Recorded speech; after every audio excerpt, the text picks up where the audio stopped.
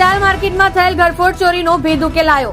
Textile માર્કેટમાં આવેલ સાઈ ડ્રેસીસમાં ઘરફોડ ચોરીનો બનાવ બનેલ। ઘરફોડ ચોરીના ગુનાનો આરોપી દિનેશ પુરોહિતને સુરત ક્રાઇમ બ્રાન્ચે મોટા વરાછા ખાતેથી ઝડપી પાડ્યો। ક્રાઇમ બ્રાન્ચે આરોપી પાસેથી કુલ 55,000 રૂપિયાનો મુદ્દામાલ કબજે કર્યો। આરોપી 2 વર્ષ અગાઉ સાઈ ડ્રેસીસમાં નોકરી હોવાથી દુકાનમાં રોજ લાખોની રકમનો નફો જોયેલો।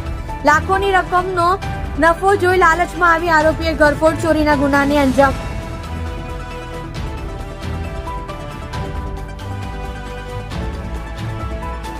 જોડાઈ રહ્યો સત્યની શરૂઆત ન્યૂઝ ચેનલ સાથે અને જુઓ તાજા સમાચાર।